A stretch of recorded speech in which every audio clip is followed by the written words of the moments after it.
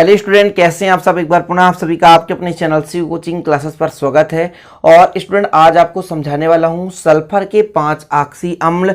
इन 5 oxy अम्ल को कैसे लॉजिक से तैयार करना है, कैसे याद करना है, ध्यान रखना मेरे प्यारे भाइयों, काफी हेल्पफुल है। 4 नंबर में क्वेश्चन पूछा जाता है। क्लास 12 केमिस्ट्री एनसीईआरटी चैप्टर 7 का एक क्वेश्चन है। ध्यान रखिएगा, सल्फर के 5 ऑक्सी अम्ल, साथ में संरचना, सूत्र और ऑक्सीकरण संख्याएं, इनको आपको लॉजिक से बताऊंगा। बिल्कुल टफ नहीं लगेंगे स्टूडेंट, ध्यान रखिएगा, बस आप इसे अंत तक देखिए। और हाँ, ये वीडियो यदि पसंद आए तो प्लीज लाइक कर देना, बस अंत तक देखो, गारंटेड कहता हूँ स्टूडेंट, यदि आप एक बार देख लोगे जिंदगी में कभी आप भूल नहीं पाओगे। तो चलिए स्टूडेंट, आज का वीडियो स्टार्ट करते हैं। तो सबसे पहले स्टूडेंट आपको क्या करना है तैयार, सबसे पहले फार्मूले याद करना है, ठीक है ना। तो चलिए फार्मूला लिख रहा हूं, देखिएगा क्रम से लिखूंगा, आप आसानी से तैयार कर लो और ऑक्सीकरण संख्या जो भी आसानी से निकाल लोगे। तो पहला मैं यहां पे लिखता हूं H2SO3। यदि ये याद हो गए दो आसानी से याद हो जाएंगे, H2SO4, ठीक। और इसके बाद 4 है ना, तो H2SO5 कर दो, क्या कर दो, 5 कर दो। ये हो गया 3 आसानी से H2SO3। सल्फ्यूरिक अम्ल किससे नहीं बनता, सभी से बनता होगा। ये सल्फर का ऑक्सी अम्ल है, सल्फ्यूरिक अम्ल सभी से बनता है। और सल्फ्यूरिक अम्ल से बन गया सल्फ्यूरस अम्ल और थायोसल्फ्यूरिक अम्ल। सॉरी, थायोसल्फ्यूरिक नहीं है, परऑक्सी मोनोसल्फ्यूरिक अम्ल है। ये क्या है, परऑक्सी मोनोसल्फ्यूरिक अम्ल। यदि ये स्टूडेंट आपसे बन गए, ये 3 बन गए, तो 2 ऐसे यौगिक आपको तैयार करना है जो कि ऑब्जेक्टिव टाइप में आ जाता है। ओलियम का सूत्र लिखो, तो H2H2O7 है ना। और एक सूत्र पूछता है मार्शल अम्ल, H2H2O8। ये 2 कंपाउंड तो आपको याद भी करना पड़ेगा, चाहे सल्फर के ऑक्सी अम्ल में याद ना करो फिर भी ऑब्जेक्टिव में। तो ये 3 आपको ट्रिक से, लॉजिक से, और इन दोनों को आपको याद ही करना है। एक है आपका ओलियम और दूसरा है मार्शल अम्ल। तो फटाफट इनका नाम भी लिख लेना है, क्योंकि इसका नाम है परऑक्सी डाइसल्फ्यूरिक अम्ल, इसका नाम स्टूडेंट पायरोसल्फ्यूरिक अम्ल, इसका नाम है सल्फ्यूरिक अम्ल, इसका नाम सल्फ्यूरस अम्ल, सॉरी ये है सल्फ्यूरिक अम्ल और यह सल्फ्यूरस अम्ल, और इसका नाम स्टूडेंट क्या है, तो आपने पढ़ा था परऑक्सी मोनोसल्फ्यूरिक अम्ल, ठीक। तो ये हो गए 5, तो इनका नाम लिख लीजिए फटाफट। तो देखिए पहला आपका है सल्फ्यूरस अम्ल, हो गया H2SO3।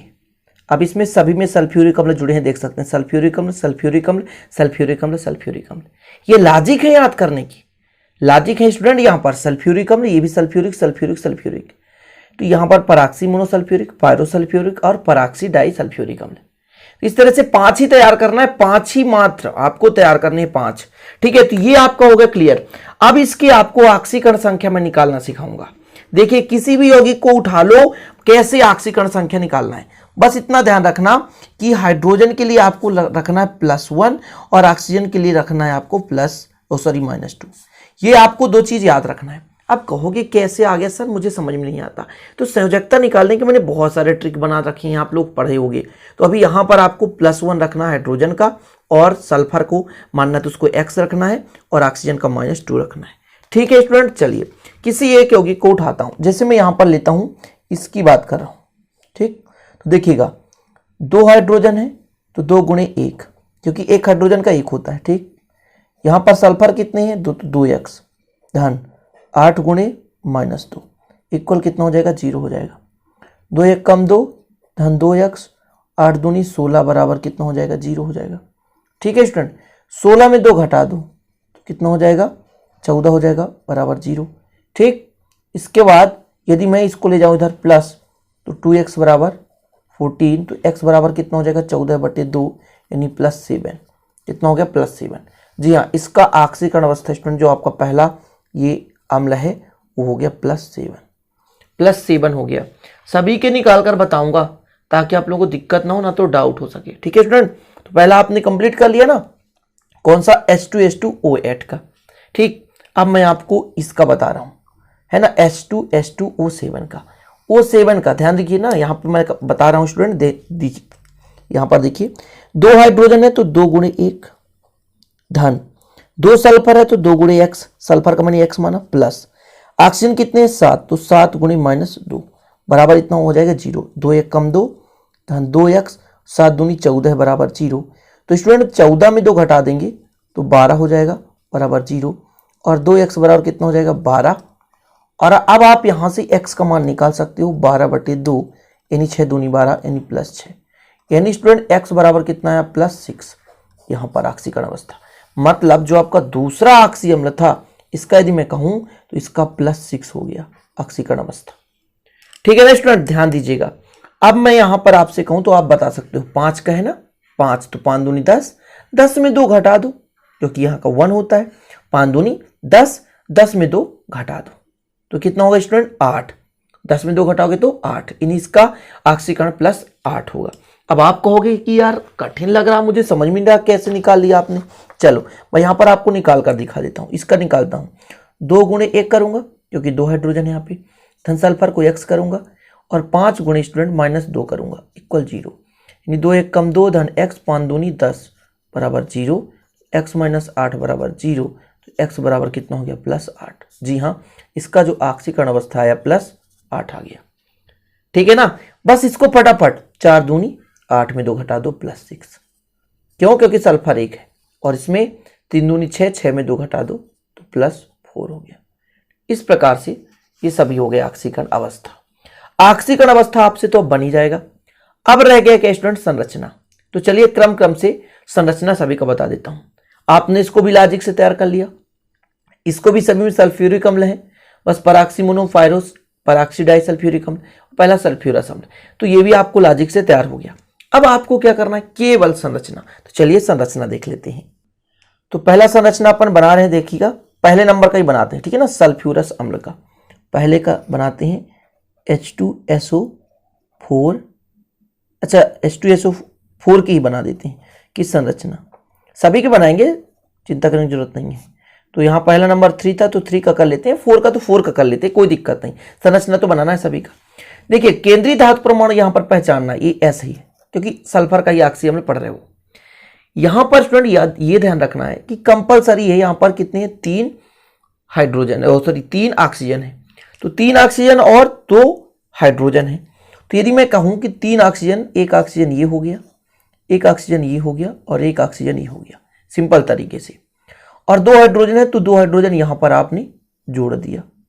तो अब इसकी बैलेंसी तो हो नहीं रही, तो इसको अपने डबल बॉन्ड कर दिया, लेकिन इस सल्फर के पास एक और लोन पेयर बच जाता है, तो ये हो गया संरचना।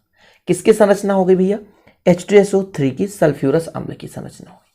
कंप्लीट, समझ गए ना। चलिए अगला करें तो फिर चलो भैया देख लेते हैं अगला H2SO4 का,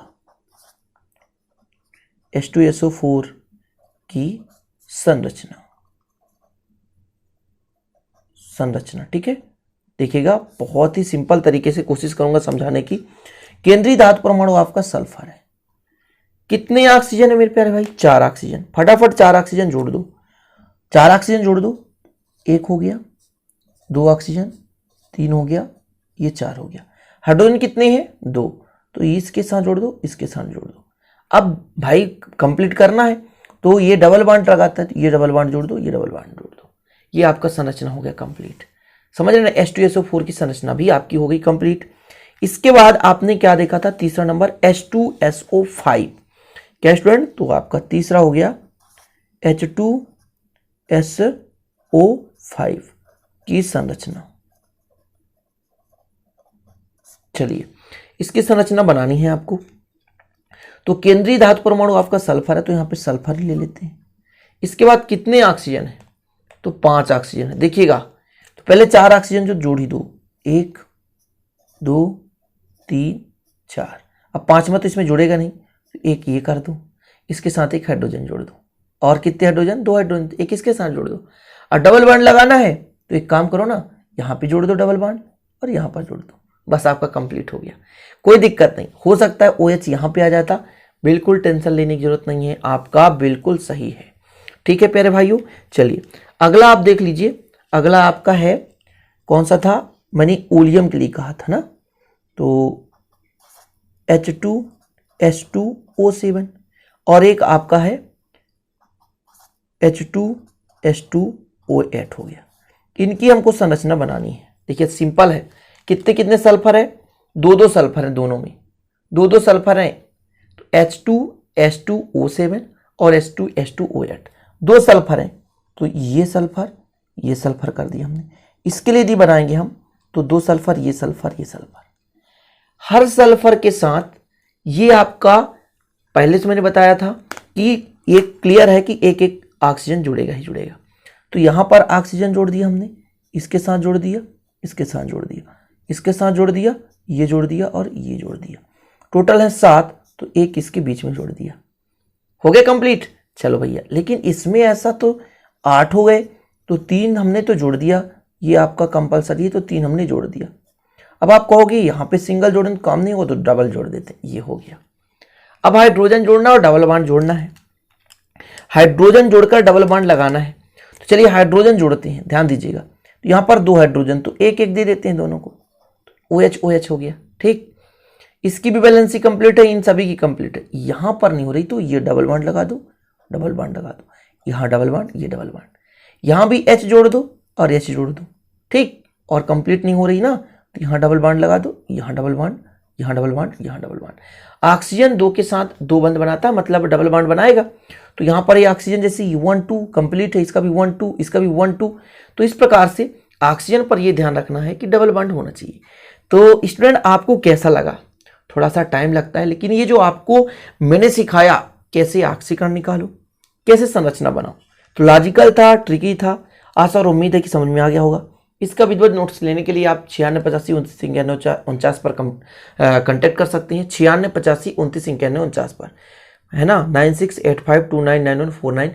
इसके जो PDF नोट्स हैं 100 रुपये में दिए जाते हैं। यदि आपको अच्छा लगे तो प्लीज़ ले सकते हैं और अच्छे से तैयारी कर सकते हैं, क्योंकि बहुत सारे स्टूडेंट का कमेंट रहता है कि सर PDF नोट्स मिल जाता तो तैयारी अच्छे से हो सकता था। कम समय में अधिक तैयारी करने के लिए नोट्स काफ़ी हेल्पफुल होगा। तो आशा करो, उम्मीद है कि वीडियो भी पसंद आई होगी। पसंद आए तो लाइक कर देना, दोस्तों के साथ शेयर कर देना, नहीं तो चैनल को सब्सक्राइब कर बेल आइकन प्रेस कर लेना। मिलते हैं अगले वीडियो में, तब तक के लिए जय हिंद, वंदे मातरम।